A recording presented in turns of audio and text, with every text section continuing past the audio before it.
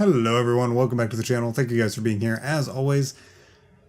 And we gotta talk about Rebels.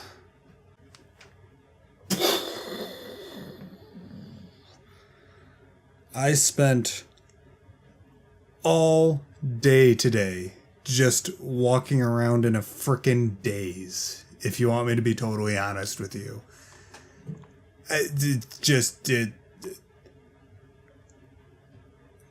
I don't even know what my reaction is or why I'm so surprised, or it's just like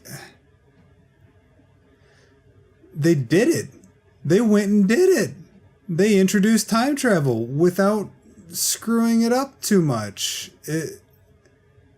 It's weird, and we're going to acknowledge, I know that there's been honestly a lot less backlash than I thought there was going to be over these episodes. I was expecting as soon as I was done, I was like, you know what? I actually really liked that, but I know that the second I go on Twitter, it's going to be a complete crap storm, right? Surprisingly, not too much. I mean, I'm seeing a couple of different things of people, having issues with it, and they're okay to have issues with that, as always. I try to be as accepting as I can as a fan, and I'm not right just because I enjoyed something, and you're not wrong just because you didn't enjoy something, and vice versa. All different combinations and such. Okay, so quick review. Ezra gets into the Lothal Jedi Temple, which is also being kind of Indiana Jonesed away by the Empire. And it turns out that there are cave paintings and carvings and stuff that move and become alive, and it somehow or another ties into the Loth Wolves and their weird hyperspace teleportation ability, and also time and space are not a thing anymore.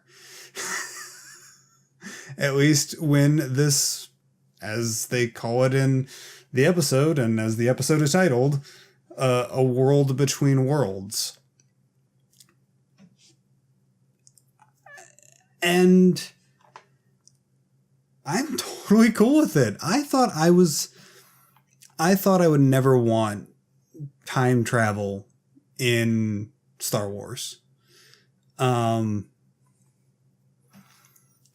they did it in such a Star Wars-y way that, at least for me, it worked really, really well. So Star Wars-y time travel, what do I mean by that? Keep in mind, this is my personal interpretation of Star Wars, and Star Wars means a different thing for thousands of different people. Millions of different people, to be actually more accurate. But Star Wars has always had kind of a mixture, just enough sci-fi-ness to make it be mistaken for sci-fi, and mostly just fantasy. It's mostly magic. It's space magic. Even the technology in Star Wars, like the actual man-made technology and technological terrors, it's space magic. It's not worried about the hows and the whys and the who made this and what technological breakthrough. It's never really been worried about. And that's kind of how they handled this. It's a form of time travel via the Force, via maybe constructed by ancient Jedi, maybe constructed by Mortis gods. I'll get to that in a second. And it has portals to nexuses in the Force, both in the time continuum and in the physical plane. And okay, so let's touch on the Mortis gods. Number one, for what it's worth, if you watch Rebels Recon from these two episodes, that's up on the Star Wars YouTube channel, hosted by Andy Gutierrez, Dave Filoni actually says, well, the Mortis, the father, son, and daughter, he doesn't say the Mortis gods, he just says father, son, and daughter were an idea from George while we were doing the Clone Wars, and he said that, in his words, this is what Dave Filoni says, in his words, were super powerful Force users with such control over the Force that they had godlike powers. It doesn't mean that the Mortis gods are actually gods. Now, that isn't to say that everybody in the Star Wars universe, or most people in the Star Wars universe, think of them as gods. Also another thing that we'll get to in a minute. So, did the Mortis beings, did the Mortis beings create this Force time travel highway thing? Maybe. There's actually some Aurebesh and stuff on like the different gates and stuff that I'm going to probably try and decode later on just for my own personal sake. If you want to do that, please, by all means. Or better yet, to be honest with you, Alex over at his channel, Star Wars Explained, he'll probably already have it decoded by, an hour and a half ago, and he's already editing the video for it. So just go ahead and check out his channel too. But anyways, back to the origin of this place. Or the Cosmic Force created it, or the Ancient Jedi created it, or the Ancient Sith created it, or somebody made a thing. But I don't think it would be necessarily a faction. I don't think it would necessarily be a faction that had an allegiance to a certain morality within the Force. Because there's both dark sidey ones, and then there's also light side-ish gates. And so I would imagine that all the light side, that whoever built it on the light side would have, made it either all light side or all dark side, and vice versa if it's a dark side user, depending on what their purposes were for it. I kind of see it as a trick. It's kind of a cheat code to achieve the same kind of astral projection that Luke did in The Last Jedi. And for me, at least, I don't necessarily have a problem with not only being able to traverse space, like Luke did in The Last Jedi, but also time. Because we know even in our world that time is just an added dimension on top of our dimension.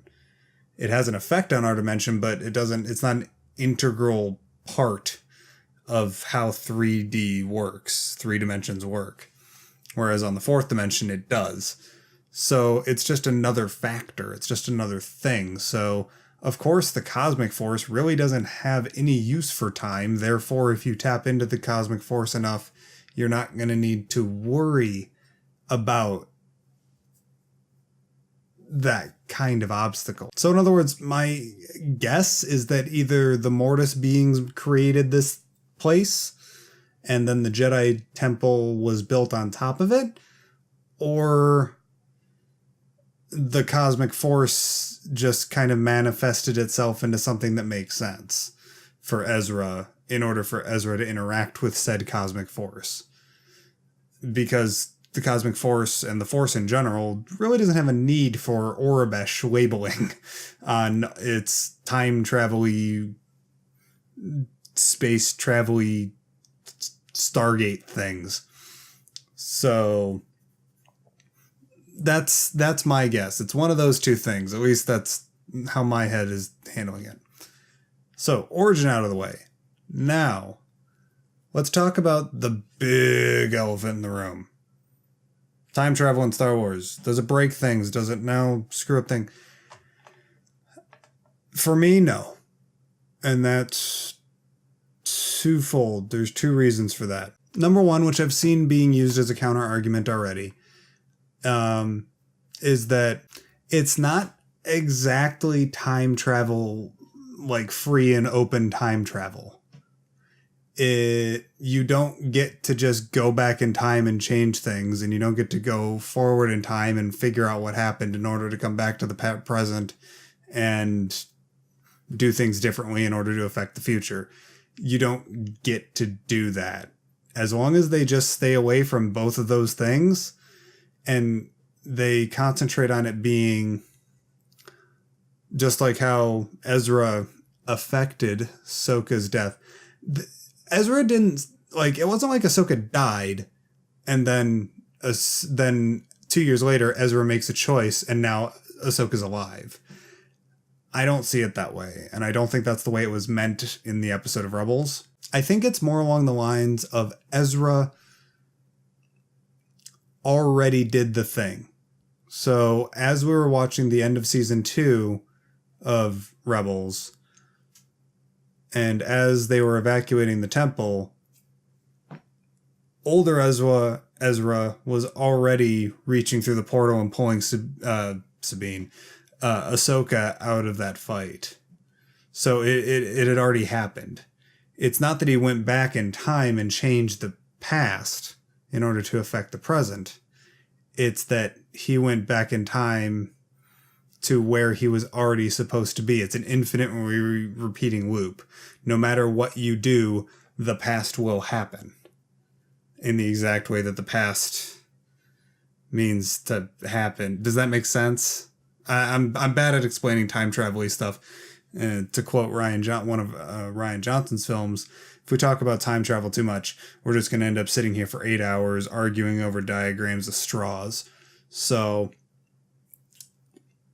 if you get my point, let me know down in the comments down below. If you don't get it, just also let me know down in the comments down below, and I'll try to explain myself better in text. Oh, but wait, the second reason why I'm okay with it.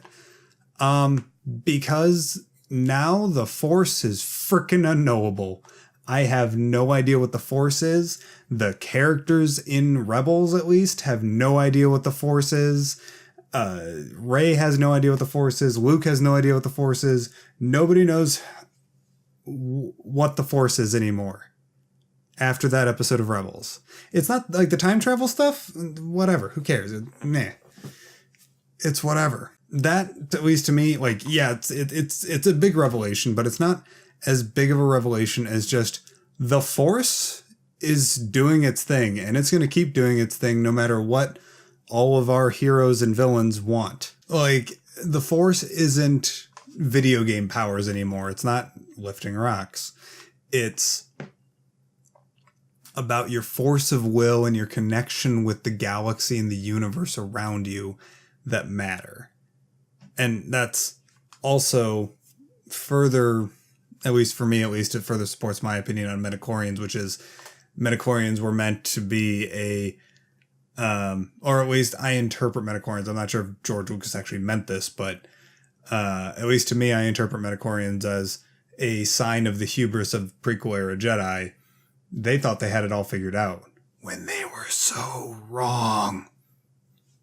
I just came up with a third reason why I am actually totally okay with this new revelation about time travel and stuff. And that has to do with especially what's happening in the new canon, in the Disney canon, the Dark Times, if you talk to the right people, and the Renaissance, if you talk to the other right people.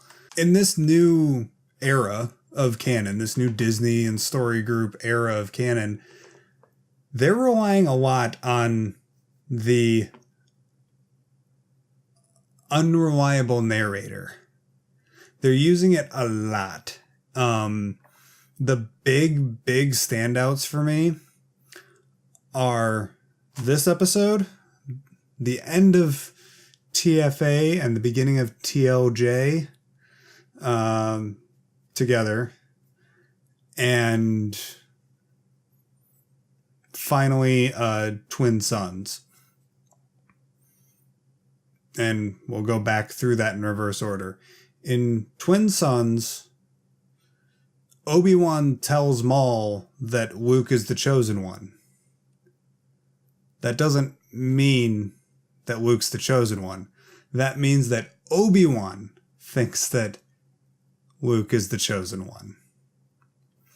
You look at TFA and TLJ, the Jedi steps and the holding out the lightsaber and the big swelling theme and the magnificent cliffhanger. And then for a lot of people, that whole scene was thrown out when Luke threw that lightsaber over his shoulder. But I don't think that was just there to subvert expectations. The end of TFA, we're seeing things through Rey's perspective. She is walking up to Luke frickin' Skywalker. And she is going to hold out the Excalibur of this galaxy. The Skywalker saber. And then TOJ comes out and Luke goes, yeah, that's nice. But it isn't. You should leave. We switch perspectives on how we're interpreting the emotion of the scene. We were feeling the emotions of Rey at the end of TFA. At the beginning of The Last Jedi, we were seeing things from Luke's perspective. At least that's just my opinion. And finally, the third example, which leads me back to these two episodes, and that is the fact that Ezra and Ahsoka and Sabine pretty much all think that this place or this thing, this secret within the Lothal Jedi Temple, this world between worlds, if Sidious takes control of it, he will have complete control of the universe. He will be able to travel through time and space completely free. Sidious thinks the same thing. But that isn't to say that that's true. At least not in my point of view. Now, picture this. Ahsoka and Ezra are killed by Sidious. Sidious breaks through into the world between worlds. And he goes, meh, now I can become the ultimate power in the universe. Magic mirror on the wall. And then the cosmic force could very easily just go, excuse you? I feel like the cosmic force in particular, quick differentiation, is living force is the force created by all living things, and the cosmic force is something deeper, more metaphysical, more wibbly wobbly, if you want to put it into a Doctor Who sort of reference. The cosmic force is the thing that, like, Qui-Gon and Yoda and Anakin and Obi-Wan all tapped into to become Force ghosts. At least that's what the Lost Missions from the Clone Wars tells us. At least that's the gist that we get from it. So the cosmic force, I don't think would be willing to allow anything, because when Ezra has the chance to save Kanan, I've seen a couple people say that they think that that was actually an illusion presented to Ezra by Sidious, because Sidious then shows up in the side of the same portal. I'm not quite sure on that. That might be it, and I'm not going to completely discount it. But I do think that that was the actual moment of Kanan's death. And no matter what, Ezra was on a predetermined path to choose to leave Kanan be. Let Kanan die the way that Kanan chose to die. Because otherwise, Ezra wouldn't be alive right now in order to be at the Lothal Temple in the first place. If that makes sense. Now, with that being said, the only issue that I do have, and I'm hoping that they don't tell any stories that really sets this in motion, is I've never been a huge fan of the Destiny bit in Star Wars. The whole Chosen One prophecy really disinterests me in general, because I care about people coming from nothing and making something of themselves. That's why I love Rey so much. I don't necessarily want people to have predetermined set paths because this random Force user failed to do the thing that they wanted to do, so then therefore this hero rose because this evil villain that traveled back in time from here in the timeline went back here but couldn't because the cosmic force was like, nope. And then So everything's still in balance. Like I'm still wrestling with the idea of the Force having a sort of sentience, and with the Force having such control and power over people's destiny, characters' destinies inside of the Star Wars universe, and I'm not quite sure how I'm going to reconcile that. But anyways, guys, I think I'm going to get out of here. I want to get this edited and up to you guys. I've been recording for over half an hour now. That's going to get edited down a lot. I can tell you that much. Well, maybe. We'll see. Thank you guys as always for your time. Real quick, I want to sizzle to you guys that on Sunday, February 4th, right? Yeah, February 4th. This upcoming Sunday, I will be doing a 12-hour-long marathon live stream over on the Twitch channel to commemorate the 100th, the 100th broadcast over there. So go ahead and check out the link to my channel, my Twitch channel, down in the description down below, and be sure that you're following that as well as being subscribed here on YouTube. Thank you guys as always for your time. And as always, may the Force be with you. Take care.